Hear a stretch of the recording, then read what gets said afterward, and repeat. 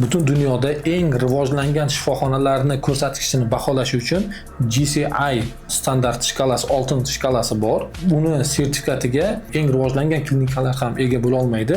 Butun dunyo bo'ylab 70 ga yaqin davlatlarda 1000 ga yaqin klinikalardagina bu sertifikat, bu standart bor. Turkiyada birinchi bo'lib Memorial Group hospitali aynan shu standartlarga ega bo'lgan. Biz Hilolmed klinikamizni ham aynan Memorial klinikasi bilan xodimlarni o'qitish, malakasini oshirish bo'yicha hamkorlikni yo'lga qo'ydik.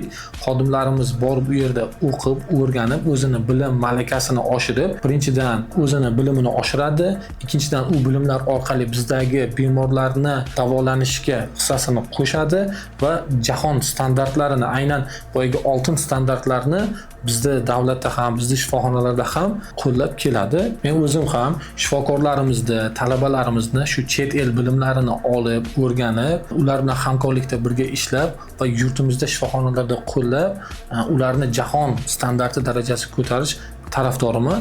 Shu sababli yuqori natijaga ega bo'lgan klinikalar bilan hamkorliklarni yo'lga qo'yyapmiz.